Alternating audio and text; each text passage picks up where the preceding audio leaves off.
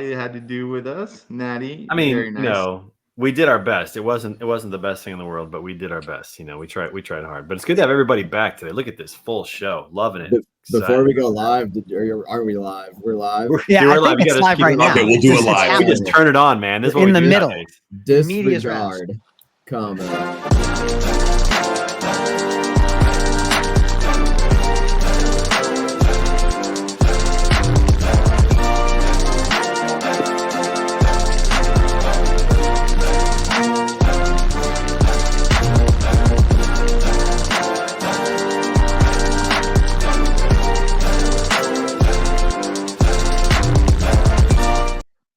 Oh.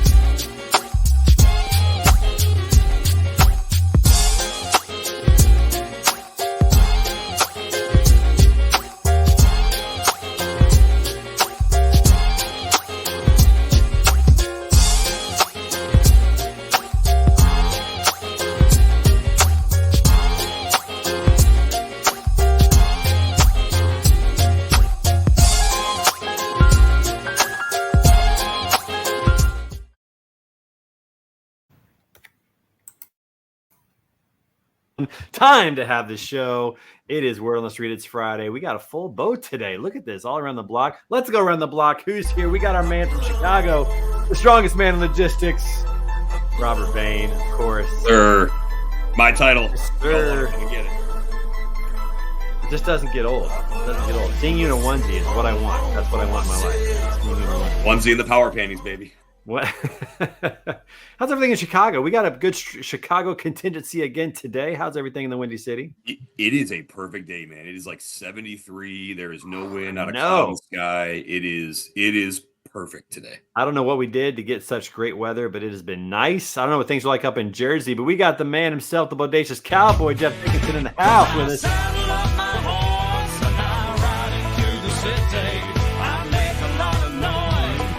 I feel like I gotta. What's up, brother? How are you? I am doing well, my friend. How about yourself? I'm doing great, man. It's good to see you. How's everything in Jersey? I'm honored to be in the presence of Matt Leffler. What are we? I appreciate that. I think we all are. It goes both ways, that's for sure. One lawyer to rule them all. We got our man from Minnesota back in the house. Or actually, no, you're not Minnesota. You're South Dakota. There it is. South Dakota. That's right. I knew it was close up to there. Tyler Gilbert's back in the house, everybody, from Sports and Logistics.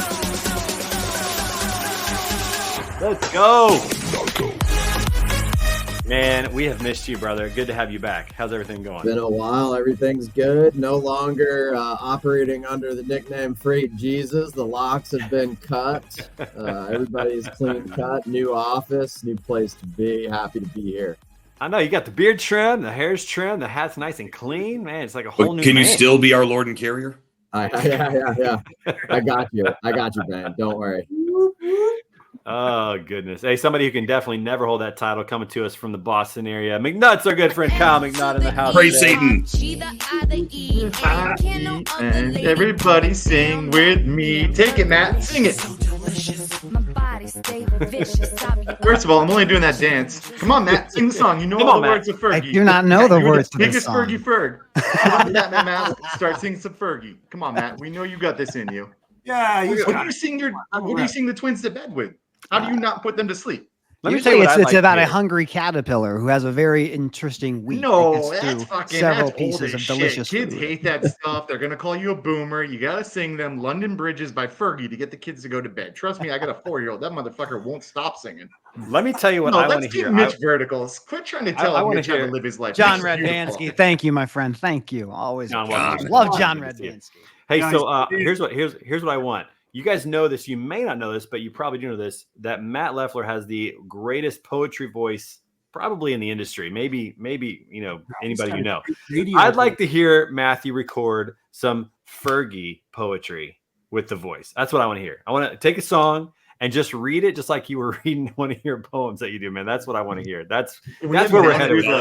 Let's have Matt do the llama llama red pajama challenge. Can you do that one, Matt? I don't know that challenge, but it What sounds you like do, Steel Putter Morgan, Band you get the would be sickest certainly beat. interesting. Banking on it. I do have a poem that I have prepared for today. If I can, Well, go we're ahead going to and get just- to that. You want to do it Okay. now, or do you want an intro? We haven't even introed You you go ahead yet. and intro me. geez. I'm ready to roll whenever you are. man. Well, Full you're intro. towards the end because you're the special guest, so you can't. You got to wait your turn. All right. Coming to us also from Chicago, from R2X, the man himself, Mitch Kowalewski in the house. Vertical today, going vertical. Guys, come in. Who is- Come on in. It's Friday. Still on the road. Great. What's I'm up? not even going there. What is that you have? Where did you get that? You don't want to know. I'm Act enrolled. like you don't have a Barbie head tray for hair dye. Guys. Life-size Barbie head. Trade market is really bad right now, right? It's called diversifying, right? So I'm just getting ready. I'm on Wait. my phone like a jackass because I can't get audio on my laptop. So I'm boxed Oh man. in. Do you have a MacBook or do you have a PC? This could I'm be a gonna problem. fire up a Mac in 20 seconds here. Yeah, you need to fire up a MacBook because you won't have that issue. That's for sure. All right, our special guest today, coming to us from Chicago. You know this guy as the Armchair Attorney. He's also the host of the Fleeting Conversations podcast and the president of Leffler Technologies. The one, the only Matthew Leffler. Yeah, just stare and look beautiful, my friend. Just stare and look beautiful. Yep, that's right. That's all you got to do. It's all you got to do. What's up, man? How are you? 'Tis true my form is something odd, but blaming me is blaming God. Could I create myself anew, I would not fail in pleasing you. If I could reach from pole to pole or grasp the ocean with a span, I would be measured by the soul.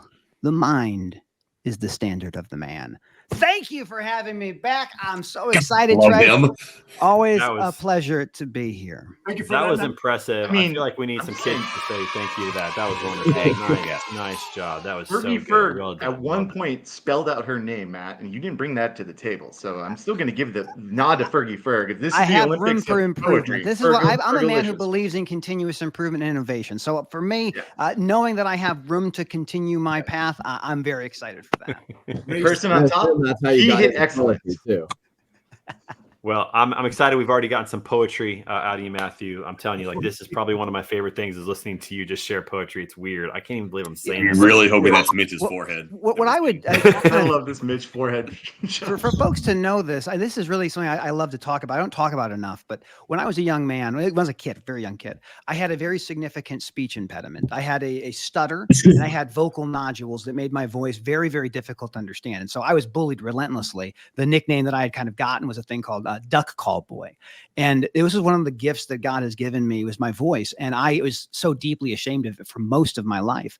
And it took years of speech therapy to overcome the stutter. And so to this day, when people compliment my voice, it is something that is very hard for me to fully understand and appreciate because it is something that has been part and parcel to my existence for such a long time. So I really appreciate when people say, hey, you sound like you're a reasonable person because that's what I go for. You've turned a challenge into an incredible asset, my friend. So well done to you in that Amen to regard. that. Now, before we Great. start the Scott rest of showed the you show his here, long we got to intro. understand this. Yeah. Maybe he's he wants upset you to that know we have. he's here, so he showed you down That's right. because we know how horny you are because Matt's on the show. So please introduce Scott. Okay, come on. I Yeah. love the phrase sensei. Maybe he just wasn't, wasn't happy that I haven't played his music yet. Maybe that's the problem. So I guess we should do that. Coming to us from Boise, Idaho, Armstrong Transport, one and only Freight Sensei, Scott Watanabe in the house, everybody. Yeah. Yeah. That's what I'm talking about. That shirt is fire. Let's go.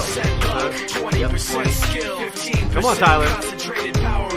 I'm doing math. Smile.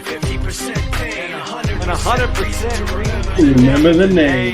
Hey, what's up, buddy? Hey, Scott, did you know that you made our Olympics tribute video?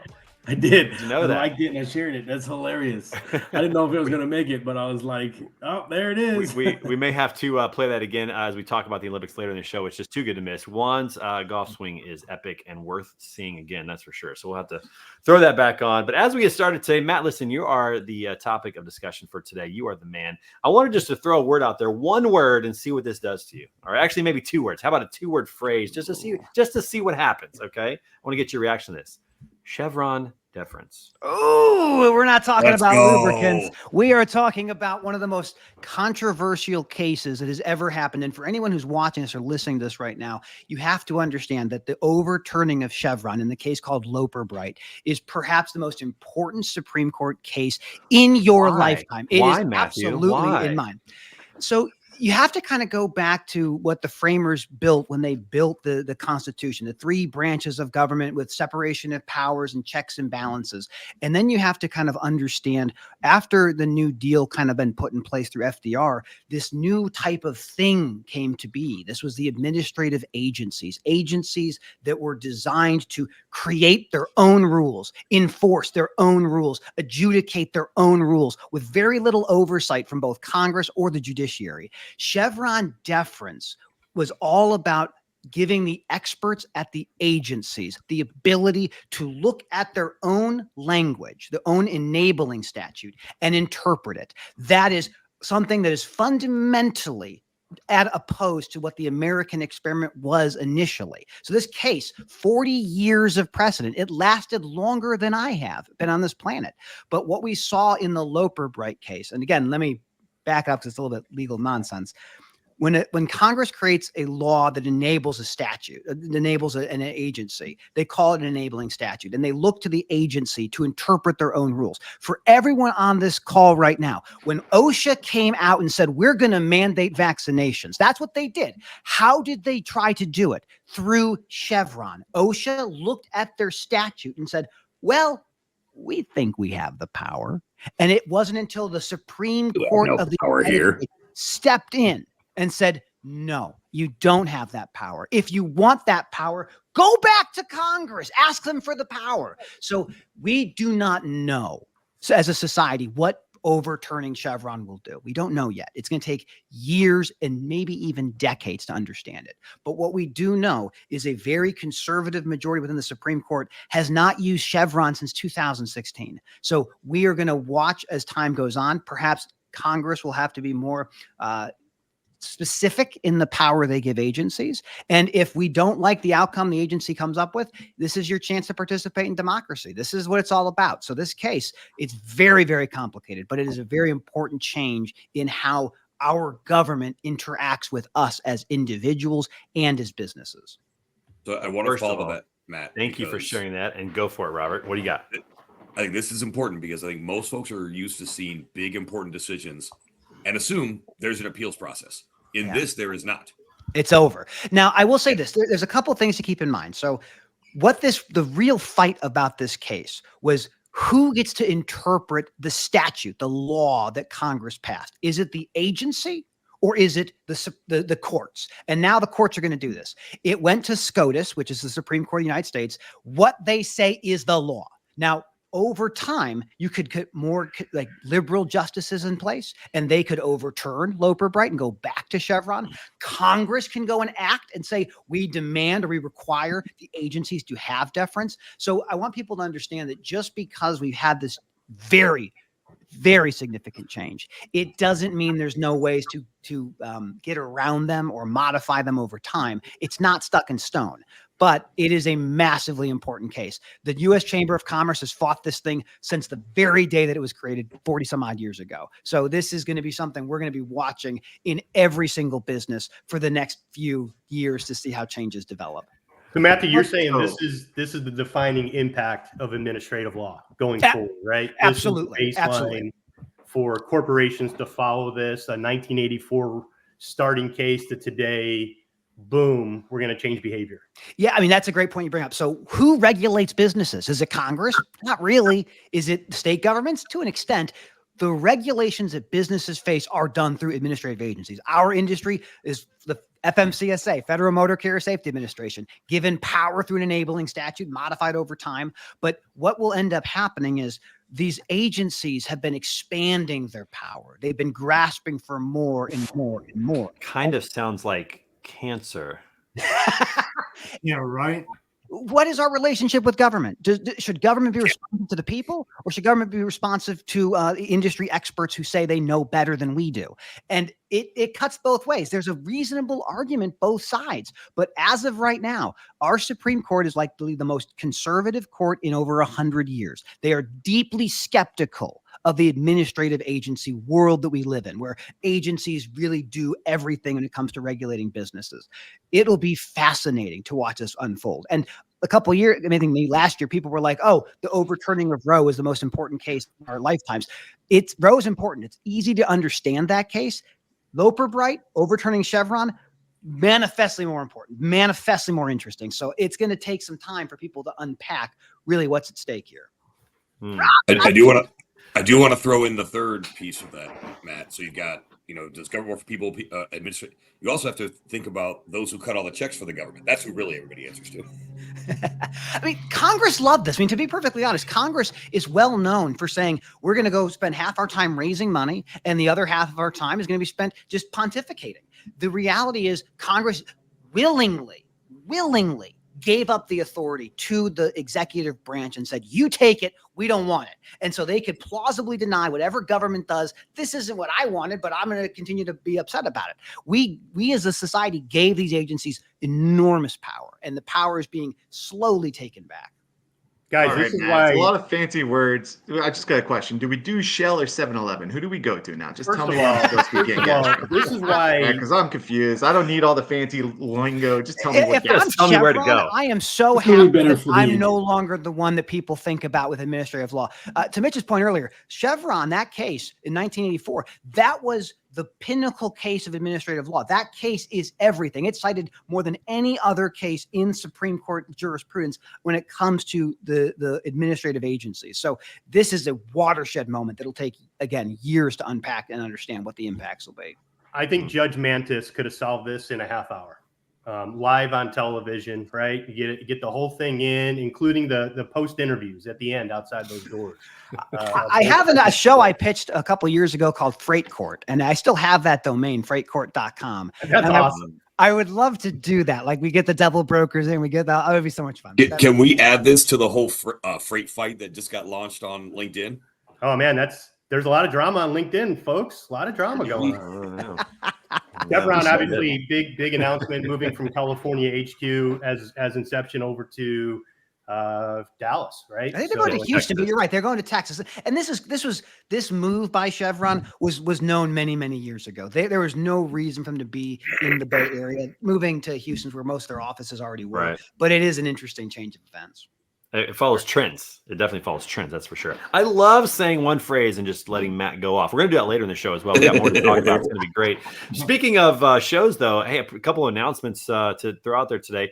Did you know that it is the 1-year anniversary of our friends over at the Logistics Lounge? Robert, a.k.a. Pedro Potato, and Hunter, those guys doing some great work over there. They're going to be part of the Broker Care Summit coming up. They've got a special celebration today. It's coming up at 4 p.m. Central Time right here on LinkedIn. So if you're not sure about it, make sure you go over and check them out. I think we have a graphic to put up about this that they're going to be doing. So 4 p.m. Central today time, they're going to have that. Let me see if I can throw it up. There we go. There it is. The Logistics Lounge birthday bash today at 4 o'clock Central. Make sure you check it out. I'll be on there. Folks over there doing some good work. Yeah, a lot of good people going to be a part of that. But just good guys. I got to see these guys at Matt's, and I'm going to tell you what, man, just the salt of the earth kind of guys. Good dudes. So congratulations to those guys doing that. Also, you guys may or may not have heard about this, but our good friends TJ Knutson and Tony Darnell are back with Hold My Beer. It's going to be on Fridays at 2 p.m. Central, or I'm sorry, 1 p.m. Central, 2 p.m. Eastern, right after this. So we're going to hand off the baton every Friday now to those guys. They're going to have a great show sponsored by McClay's Logistics. And today they got Eric Thornton on this show. So make sure you check them out right after this today. Excited to have them back And then we might The get a few dad Detroit jokes. crew. Detroit in the house. There. Detroit in the house. We may have to get a few dad jokes back. We get TJ to come back on the show and have a good time with that. So a lot of good things coming up. That's awesome. It is time for our segment. What's the word? Sponsored by our friends over at Green Screens and Highway. Let's talk about a couple things. First of all, it is Summer Olympics time. It's almost over. I think we need to play this video one more time about our attempts to make it to the Olympics, and then we're going to talk Olympics. Let's roll it. Maybe. Maybe I have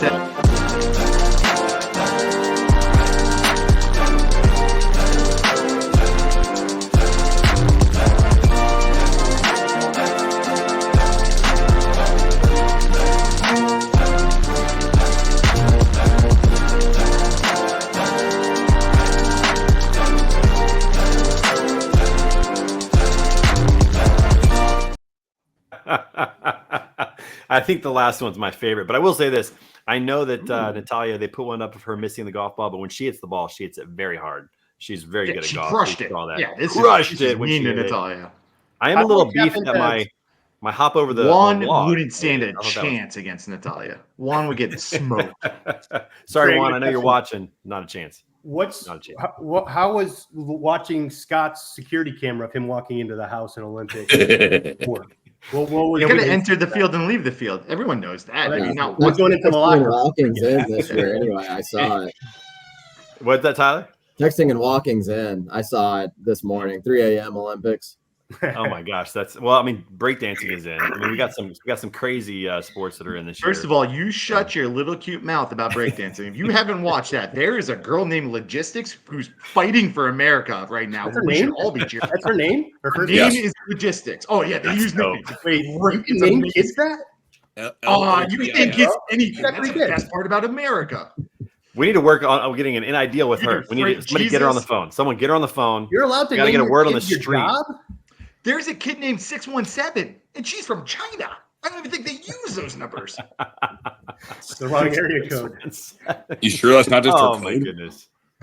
That reminds me. Anybody see the picture of the American ping pong champions? No, I thought you were going to talk about the dong photo. We have to talk about the French pole vaulter, Scott. It's not horny time yet. The new segment that Trey's working on. Just like all horny time. He's going to talk about Matt's. Oh, just wait, Kyle. We got it. Don't worry about it. Oh, we got horny time coming up? That's right. That's a real segment? Oh, no. If it doesn't include this sexy beast's nipples on LinkedIn, then I'm out. It's not horny enough. Well, I will say this. This morning. Juan doesn't stand a chance versus Natalia. We agree on that. That's for sure. I'm still a little beefed that my hop over the log made that. I thought that was a pretty solid hop. I didn't fall. I mean, I don't know why that was on there. That was good. I mean, the run up the wall, I get it. It took me a couple takes to get that. But the hop over the log was money. I don't know. So we'll have to move on that. Speaking of the Olympics, we do have a couple of things to share. I mean, this is pretty wild, Kyle. Thinking about this. Oh, nice. How would you like to tell people that you missed out on medaling in the Olympics because package was a little big? Anybody like to say that message? I mean, that's pretty crazy. Why don't you guys I'm on this show and not in Paris right now? Why? Why do you think? There are children present, it appears. I know there are, but this is where we are in the show, Matt. This is where we are. Trey went to youth camp this summer. He's allowed to talk to the kids. He's of age now with the kids. He went to youth camp, so he's Robert. Cool. What do you got? Cool. Bang, go for it. There's going to be a line in a movie or a TV show sometime in the next couple of years where someone's going to ask, one of the main characters, "Hey, how was your date last night?" Well, he would have been a terrible pole vaulter, but I had a good time. Gonna happen. It's gonna happen. Earmuffs, everybody. Pretty wild. And Kurt in front of the hometown crowd. That guy's gonna be a hero in France. And there's a hometown hero. He'll be popular. You're not wrong. Well, popular. Maybe that's the right word for it. What are you gonna say, Jeff? What do you got? Did you see the fast walker who thought that she won the gold medal, and she's going like this, like she's probably about 10 meters from the finish line, and this other one comes blowing right by her, and she goes, Jeff, I need you to stand up and show us. Stand up and show us that. We need to see it. Yeah, give us a little bit. Stand up and just work it. Just come on, do it for daddy. Ooh. Oh. He's got a sex shirt on too. Jeff. He's probably not wearing pants. That's why he's not doing it for you guys. I'm not. We're getting ready for the logistics lounge, man. Yeah. I know you got to get ready for that. I know it's crazy. We've clearly we are Michael Lombard, a good friend, is keeping us up to date. We are leading in golds. We are leading in medals. Go USA, which is always great to hear. Not golds anymore. We're not leading golds anymore. That changed from yesterday. I won yesterday. That changed from this morning. China's won 2. We're at 30. They're at 32. Oh, well, we got some work to do then. All right, Michael, I expect some updates, man. We got to. Hey, there's a billboard off Interstate 55 in Chicago, just outside the city, heading to the burbs, and there's no advertisement for a company. Someone's sponsoring it, but it's just a video board of the medal count for the USA live every day. Yeah, nice. And then, it's not even a Coca-Cola logo on the bottom. It's just the medal count. It's pretty cool when you pass. Some person threw some money and said, "We're going to throw this up there." I love that. Got it. That's American. Yeah. Here we are right here. I don't live there anymore, but I still claim it, and I have to remind everybody. I'm sure everybody saw that the state of Texas, had it been a country, would be 6th in total medals. Wow. Yeah, leading the way for sure. Yeah, they got quite a few athletes in the Olympics. That's for sure. Had a lot of good moments. Noah Lyles winning the 100-meter, which that was unbelievable. That was so close. Matt, I bet you love that being a sprinter. I did. Everyone who finds sprinting interesting should check out the Netflix documentary that goes through some of the championship stuff. What's the name of it? Do you remember?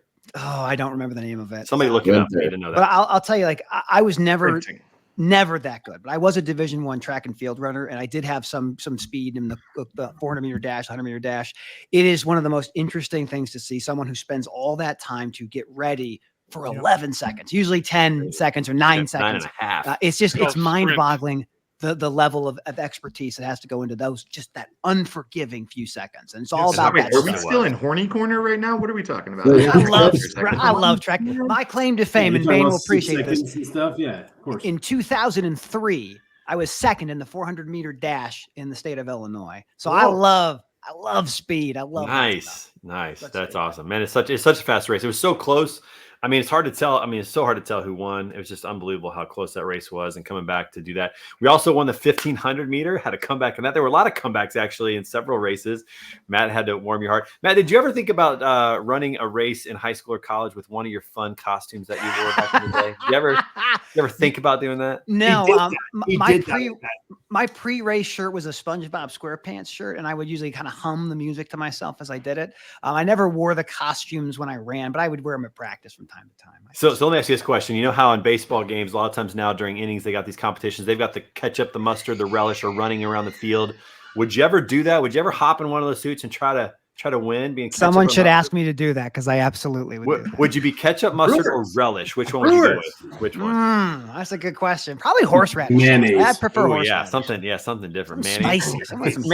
Mayonnaise. You think of slow mayonnaise. I don't know about that. I don't know, Matthew. With that jacket, I think you're Dijon mayonnaise, like Grey Poupon, man. You're Grey Poupon with that jacket. Do that. We can make that happen. I'll give it a shot. Yeah, that might have to be the case. Or being the guy who runs around the track and they let the fans start 100 yards. I will destroy the fans. I will destroy every one of them. What you guys don't know is that person and Matt have never been seen in the same room. So I think it might be Matt running that. I'm not sure. He might be the one doing that. So pretty crazy. Good stuff. All right. Wait, who's leaving? Everybody's waving. Is it somebody out? I'm leaving. Rob's out of here. Rob's got to go work. I just want to say hello and goodbye. So have a good weekend. Hello. See you, Rob. Good to see you, my friend. I was hoping this is the part where your internet connection goes down, Trey, and then we get to all have fun. No, dude, I got new internet. Hey, listen, I'm on fiber now. New internet. Ooh, We got AT&T fiber here. We cut the other one out, so if we go down now, it's probably a hardware issue, a computer or user error. Explains why you've been looking at so much Twitter stuff lately. I'm able to respond faster. It loads up. I mean, I can get through more posts. I know what you're loading up. All right, I understand what you're talking about. I get you. Wink, wink. All right, it's time for another phrase to set off our good friend Matt Leffler. This one is old school a little bit, but still very pertinent. Non-compete. What do you have to say about this? Where are we at with all this now? What's new? What's the latest? Oh, we got paperwork. We got notes. Let's go. This is the thing that I get excited about. 20% of working Americans have non-competition agreements. That's 30 million people. 30 million people are restricted from doing the thing that they're trained to do. In America, 2 people on this show. 2 people potentially on this show have one. 100%, absolutely. The thing to think about is we often kind of conflate our identity with what we do. And if you can stop somebody from doing something that they do, you take away something that they don't necessarily know they're giving up. The status of non-competes is really a story. Same thing with Chevron. Actually, Chevron plays a very major part in understanding how the FTC ban will come out and be ultimately challenged. What we have, just in terms of a general kind of legal background, in January of 2023, the FTC, the Federal Trade Commission, put out a proposed rule that would ban non-competition agencies. Yeah, one of the alphabets, absolutely. Yeah. So they put out a proposed ban that would affect every single non-compete in the country, except for probably the sale of businesses. Over 26,000 comments were made. The vast majority of those comments were against non-competes and in favor of the ban. We saw the U.S. Chamber of Commerce, the American Trucking Association, and many other big lobbying organizations make comments saying they will challenge any rule that's made. And eventually, come January of 2024, we do have a final rule. That final rule has been challenged in court. It is in litigation all across the country. The case that I held up here, this is the U.S. Chamber of Commerce's lawsuit that challenged the non-competition ban in Texas. And they got an injunction that would prevent the implementation of the non-compete ban. There are other courts that have also weighed in and said the ban is going to be okay. But really what we're faced with is, does the FTC have the authority to enter into the private contracts of 30 million Americans? Can the government come in and say, that contract, we're going to get rid of it? Can they do that? If Chevron was still in place, the answer, probably. But with Chevron gone, probably not. So Matthew, on this is right around the corner, right? Isn't it early September? We go live on this. It goes into effect. Is that true? No. Right? It will not. Okay. I saw a thing on Instagram from Elizabeth Warren talking about this. Others have been out there talking about this. The reality is, if you have a non-compete and you're thinking of changing jobs, or you've already changed jobs, you probably need to talk to an attorney. The states all have their own rules on non-competes, but this FTC ban, it is, in my opinion, very unlikely to be implemented in September. It will be litigated throughout this process. We may actually be in a situation where some federal circuits will allow the ban and some federal circuits will not. So Texas is the Fifth Circuit Court of Appeals. In Illinois, that's the Seventh Circuit Court of Appeals. You're going to have circuits that disagree. And eventually, I think this does make its way to the Supreme Court of the United States, and they will look at that and they will say, no, not a chance. So if you're thinking that the government's going to come and save you, let me exercise caution. Probably not going to happen. Congress can act. There is a thing in the Congress right now called the Workforce Mobility Act that would actually ban non-competes in the same way that the FTC is, but it couldn't be challenged the same way. So if you have a non-compete today, and that's 30 million people, you're probably going to keep it. It's probably not going to go away with this ban. I would love to see the ban actually be effectuated and be upheld on appeal, but we just don't know the answer to that. But with Chevron gone, I think there's a very real question of FTC even having the authority to enter this rule at all.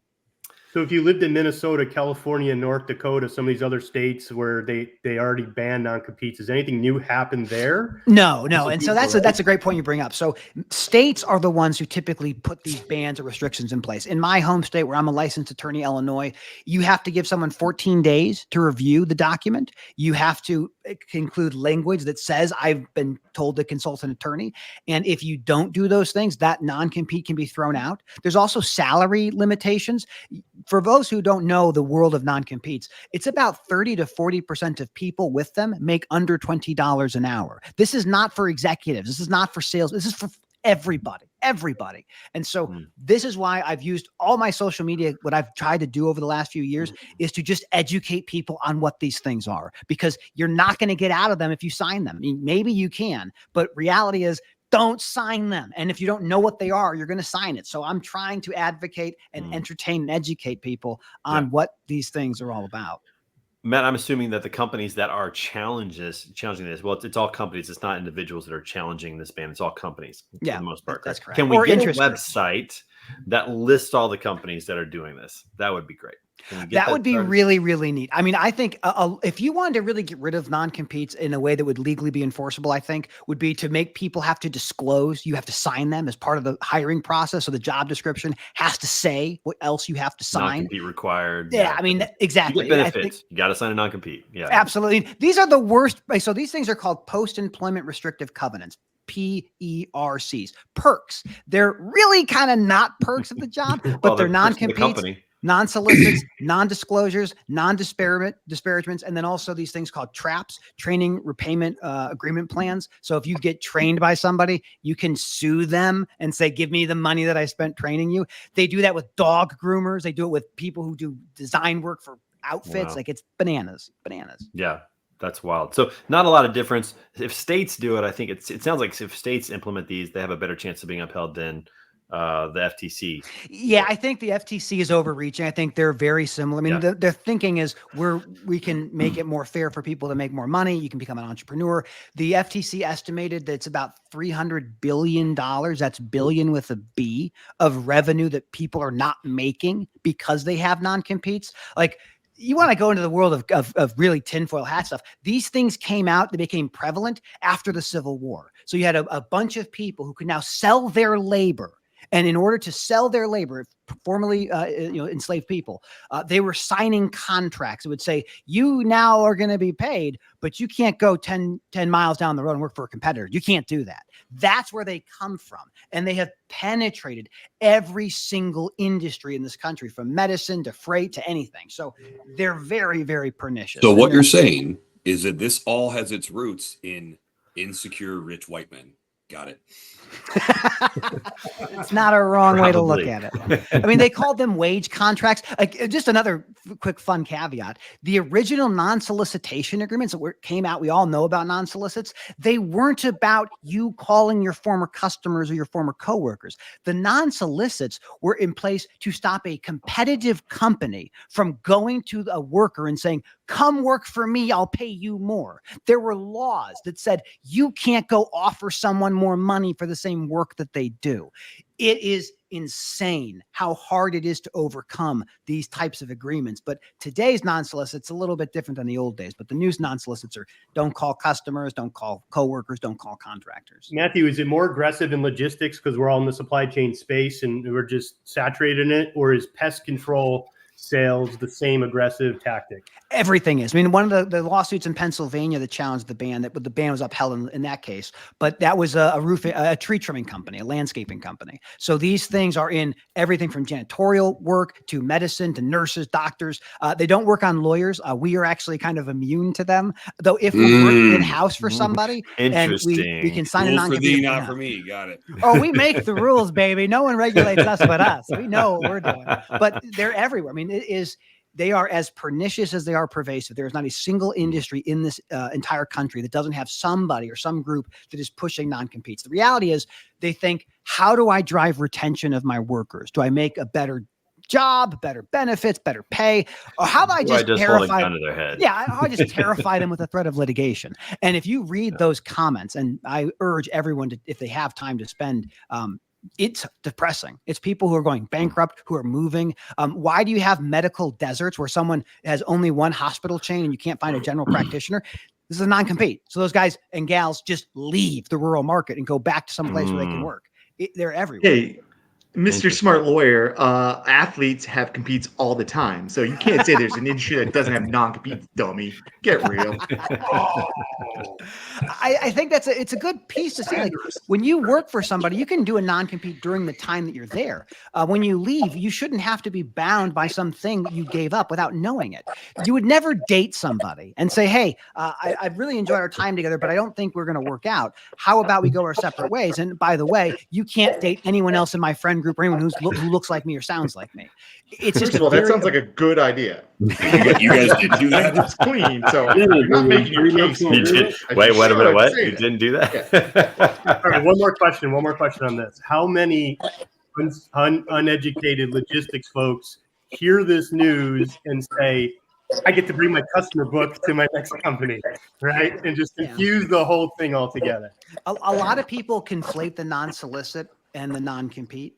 The non-compete at the end of the day is a geographic restriction for a period of time with a described business. So those are the three pieces. It's the geography, the length, and then what it is you can't do. The non-solicit is not about geography. It is about specific entities, customers, employees, contractors, and then you reaching out to them. You can still do your craft. You can't reach out to them.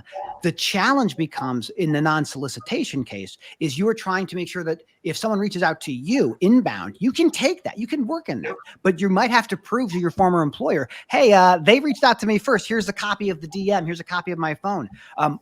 If I were a lawyer representing a company, and I think that you might have solicited, I send you a letter to you and your new company. I threaten to sue both of you. Once you don't respond or you don't adequately respond, I sue you. And then I subpoena all your cell phone records, all your social media records, and you can't stop me because I'm not going to you. I'm going to the providers and I'm pulling that data. And I will find out if you're messing with my former customers. So it is a very dangerous thing to be in. And oftentimes the fees get shifted. So if I beat you, you pay for me. So I can bankrupt you if you violate my non-solicit or my non-compete. Yeah. Yeah. That's scary to another think about question on that note. Why do we not see the exploitation of truck drivers with non-compete, non-solicits? Because it seems like not fraudulent, but a bad actor in the trucking world would do this to all the truck drivers, since turnover and the movements of drivers are always going company to company. Why is that not a thing? So they have tried that. They've done it with mechanics. They've done it with drivers. They litigate those things from time to time.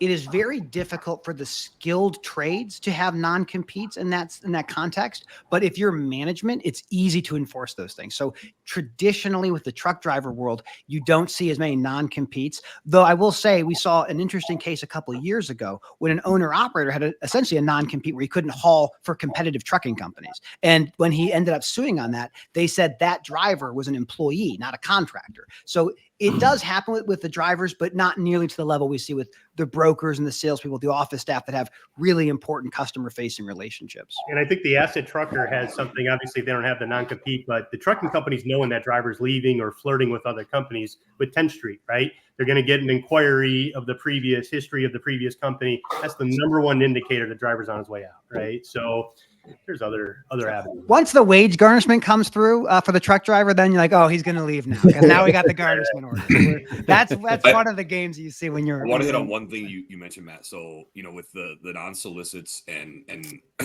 think Mitch, you brought up bringing the book of business with you, right?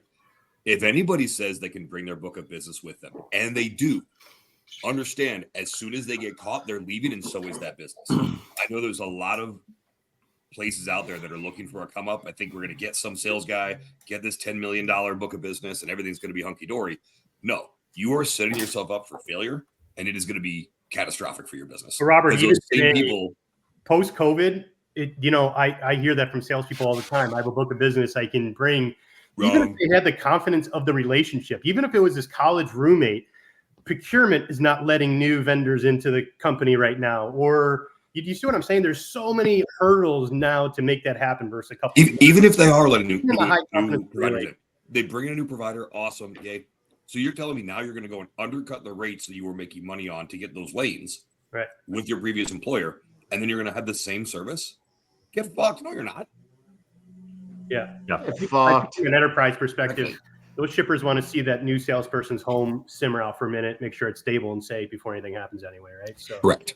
So I got a question here, right? So if you bring in Put your sunglasses back on when you ask a question around here.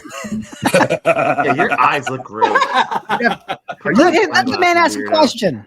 Damn, no, Matt, you're a guest here. This is an internal thing. Jeff, put your stupid glasses on. You always get harassed, you know? Listen, Jeff, go ahead, please. Children, this is your dad's. Okay? All right, so if you bring in your own grandfather, client, it's yours that you brought into a brokerage, right? You built the relationship.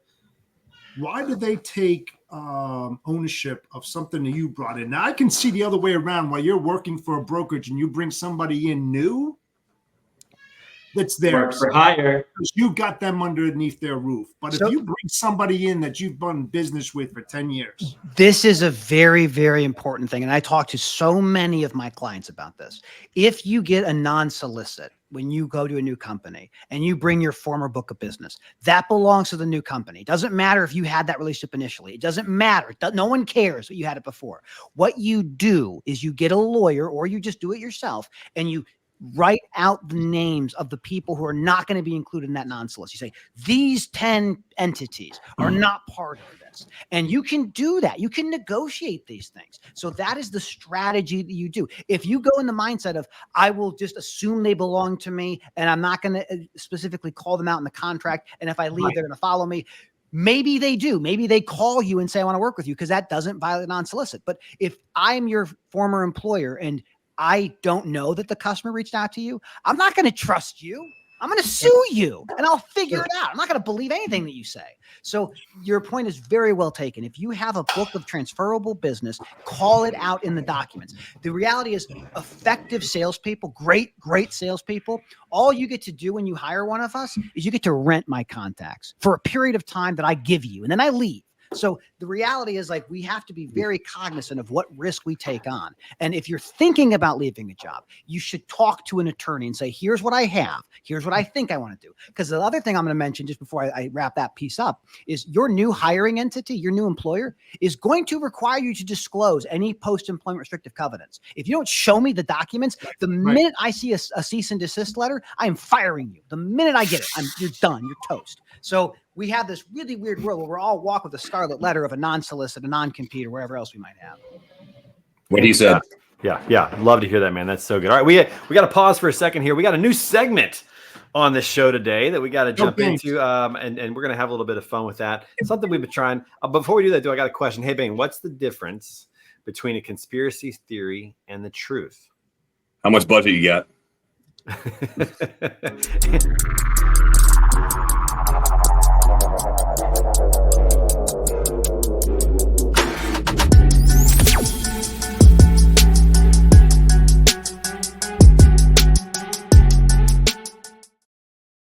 All right, Bane, I turn this over to you, my friend.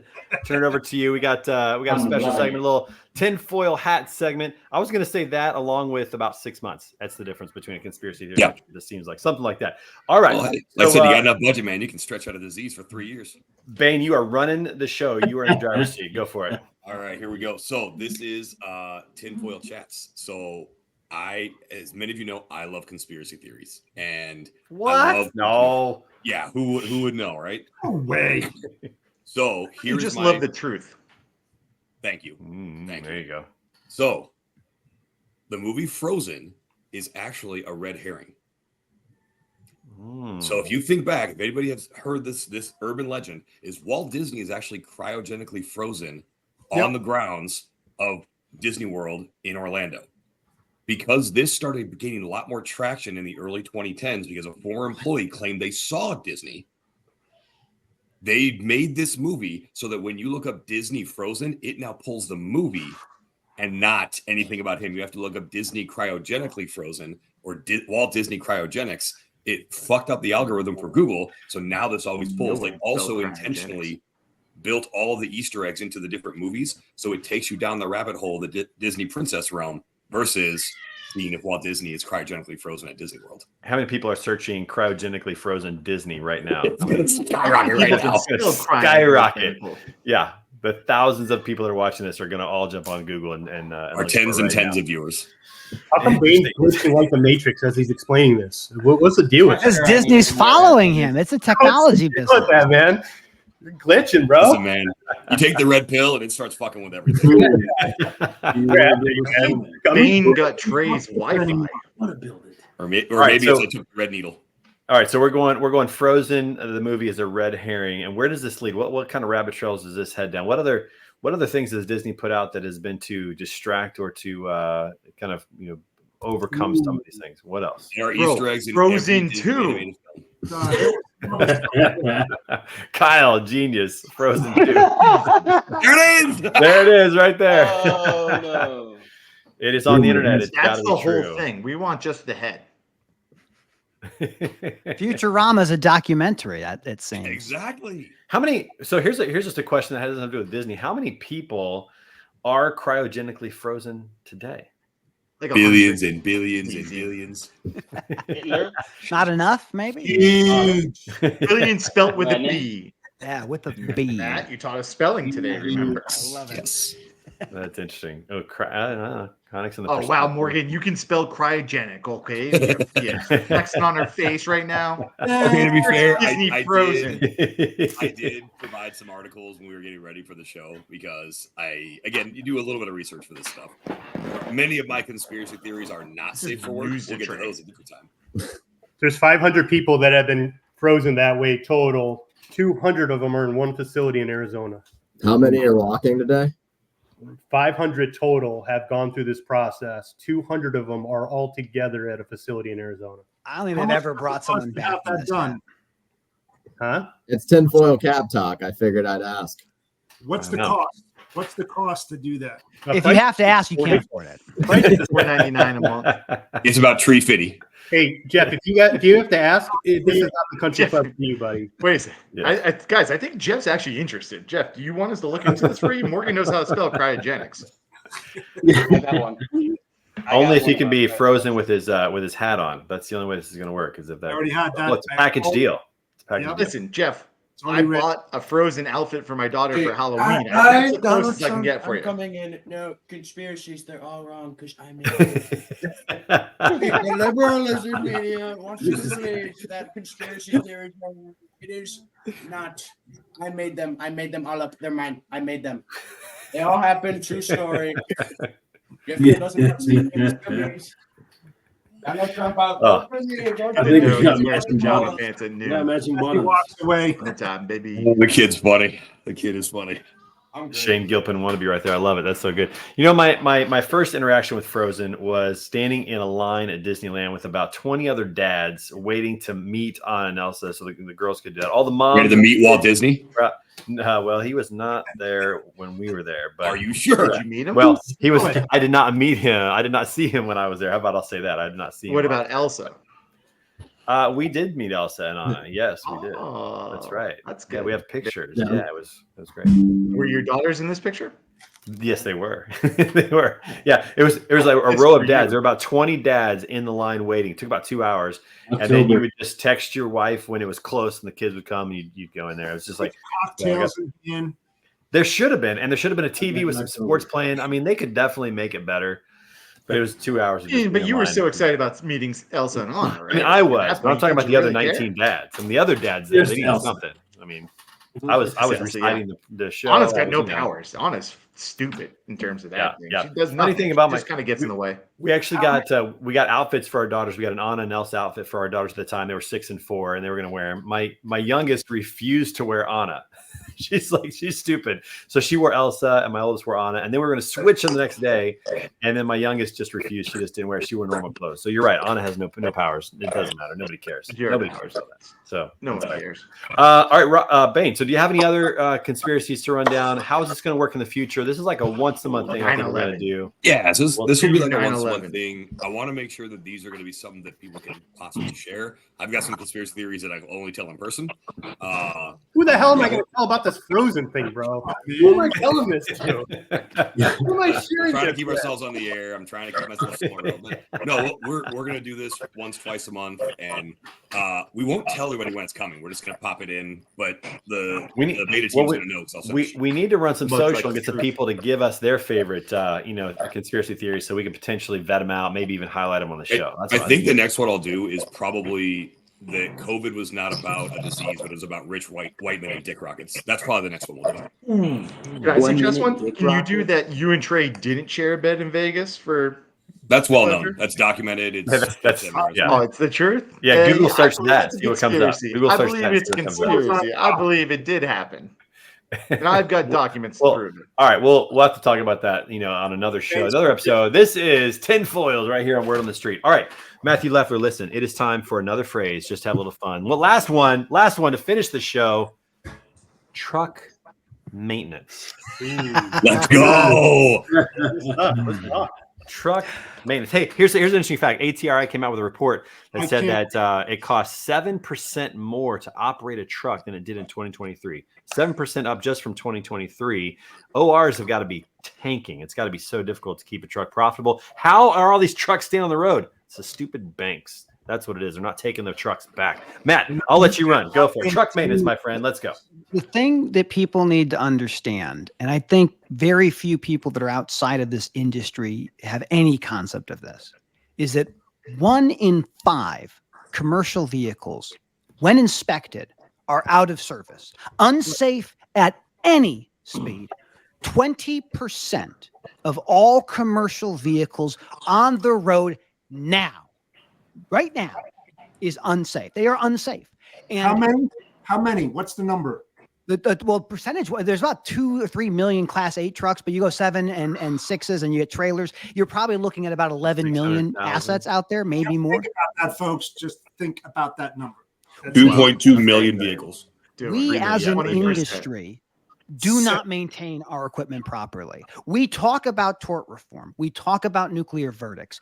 When you think about the fact that motor carriers carry, generally speaking, the minimum statutory requirement of $750,000, a number, I might add, that was put in place in 1980 and not adjusting for inflation. And then you have 20% of those vehicles unsafe. That is absurd. If I was a grocery store selling you milk and I had 5 gallons of milk and I say, Trey, I have 5 gallons of milk for you, but one of them is unsafe. And you'd say, Matt, first of all, do you know which one? And I would say, no. And you'd say, well, I choose not to buy that milk. I would say that's not the option. The option is you choose one of the 5 gallons of milk. Spoiled milk. You can do some good stuff with spoiled milk. It's a bad example. Robert itching to talk about the poultry industry right now.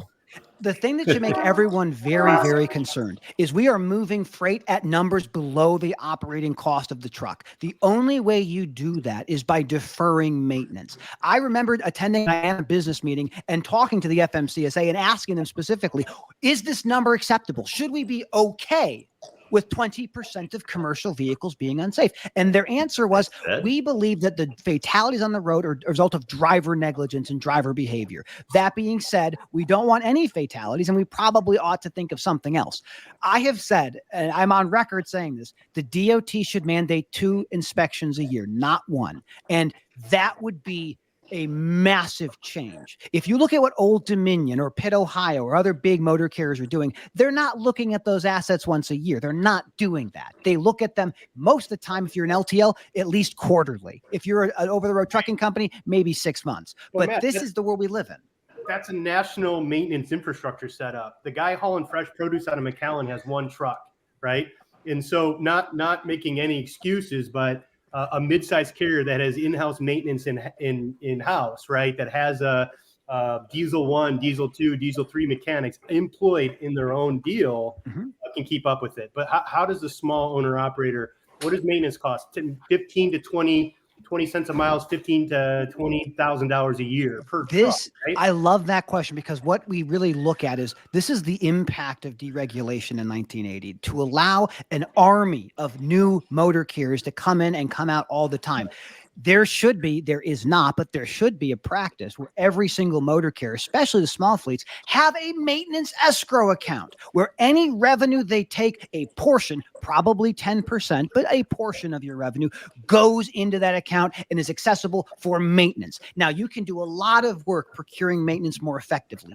Small motor carriers can be just as good as JB Hunt or FedEx if they spend the time to say, let's find a good vendor to do this for me. Let's make sure the mechanics are qualified to do the inspections, and let's not do an oil change every 3 months or 6 months and say that's an inspection. It's not. A PM on a Class 8 truck is 3 hours. It is 2 hours. It is an hour for dropping the oil. In-house, it's 3 hours, right? The problem is this. If I have 10 trucks, I can't afford an in-house maintenance program. Of course. I'm relying on a third-party, Ryder, Penske. I only have 10 trucks on my account against Bimbo Bakeries that's got 5 million. So it takes 4 days to get that 3-hour PM when that third party has to do it. It's disrupting my entire business. Do you see what I'm saying from that perspective? So if everything was perfect, that's amazing. But when you're relying on third parties to do these, you're on their schedules, and it just disrupts the absolute core of the trucker. Ask any owner operator, do you ever try to schedule your service a month out?